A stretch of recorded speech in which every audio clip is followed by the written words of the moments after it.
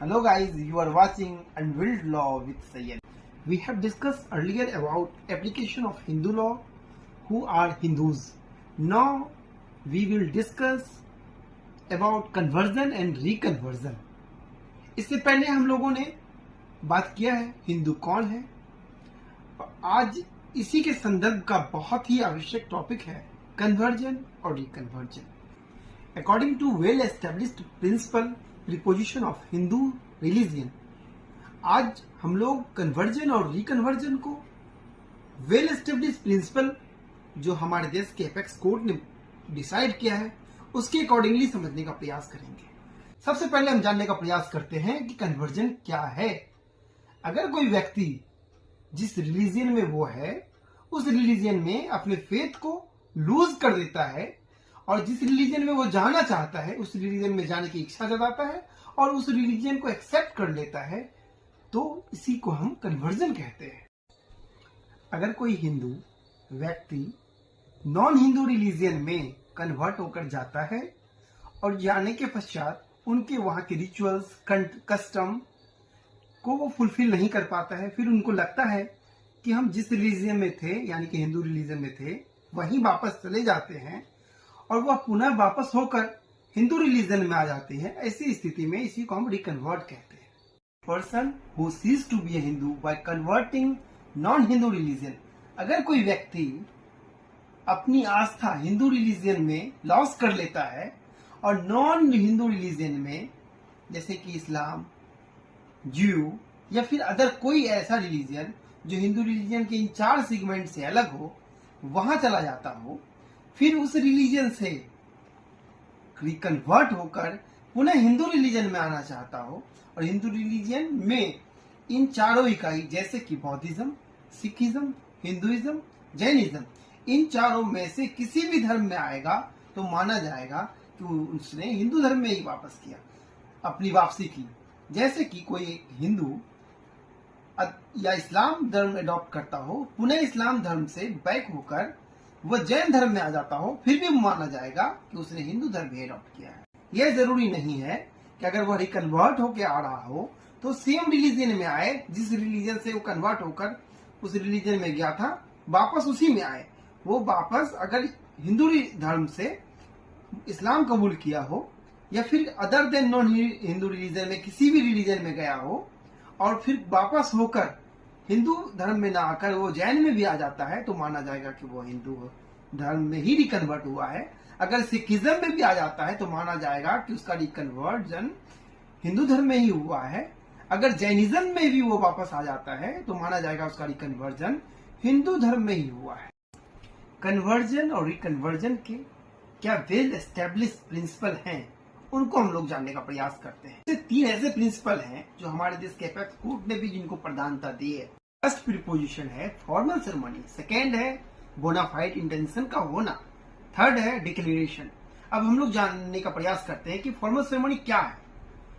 धर्म के अंदर एडॉप्शन के लिए, कन्वर्जन या रिकन्वर्जन के लिए किसी स्पेसिफिक सेरेमनी का आयोजन होना जो हिंदू धर्म के किसी भी स्पेसिफिक ग्रुप, कास्ट, कम्युनिटी द्वारा आयोजित किया जा रहा हो, उसमें आकर धर्म को एडॉप्ट करना, फर्स्ट टाइम कर रहे होंगे तो कन्वर्जन, पुनः वापस हिंदू धर्म से कहीं गए होंगे फिर वहां से वापस हिंदू धर्म एडॉप्ट कर रहे होंगे तो रिकन्वर्जन।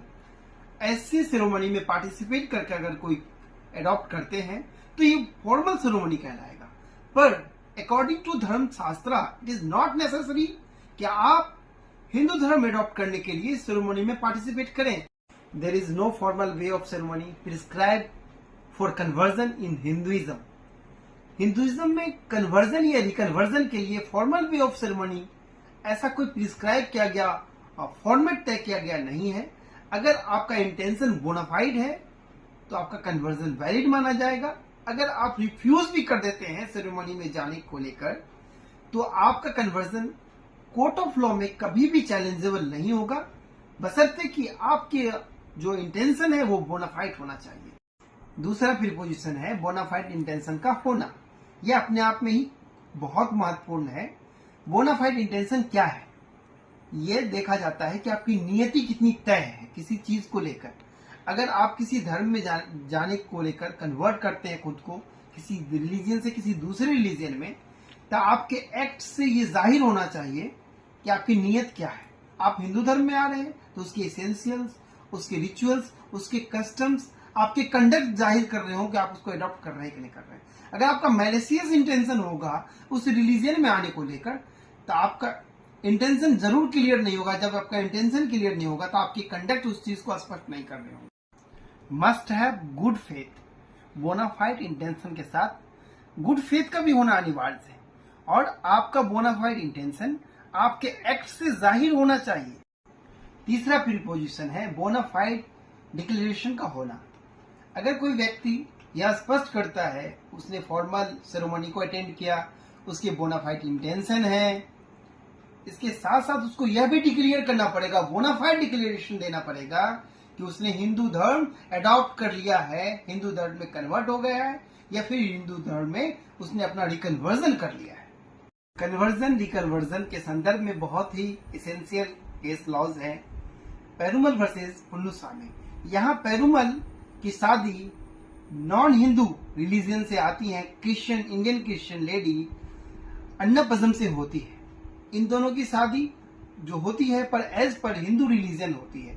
हिंदू रिलीजन के कस्टम कल्चर को फुलफिल करते हुए शादी होती है। शादी के बाद उन दोनों की लाइफ स्टाइल भी एज पर हिंदू रिलीजन ही चलती है। उनके बाद एक बच्चा होता है जिनका नाम पुन्नुस्वामी होता है। आगे चलकर पेरुमल और अन्नापजम के बीच रिश्ते बिगड़ जाते हैं। दोनों के मामलात एक दूसरे से अलग हो जाते हैं, दोनों एक दूसरे से सेपरेट हो जाते हैं। बाद में जो इन दोनों के बच्चे हैं पुन्नुस्वामी, वो अपने प्रॉपर्टी को लेकर एक सूट फाइल करते हैं। डिफेंस में जो पेरुमल है वो कहते हैं क्योंकि हम दोनों की शादी जो हुई थी, जो इनकी वाइफ थी पेरुमल की अन्नापजम, वो गैर हिंदू थी, तो इनका कहना है कि इनकी शादी ही वॉइड है, इसलिए बच्चा इलिजिटिमेट है और इलिजिटिमेट बच्चे का कोई प्रॉपर्टी में राइट नहीं होगा।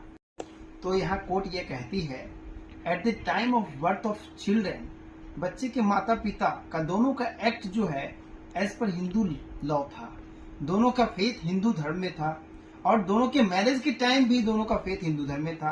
हिंदू धर्म के रिचुअल्स अटेंड करके परफॉर्म करके इन दोनों की मैरिज भी हुई थी, और बच्चे का बर्थ रजिस्ट्रेशन भी हिंदू धर्म के अकॉर्डिंगली हुआ था, उसमें धर्म हिंदू ही मेंशन था।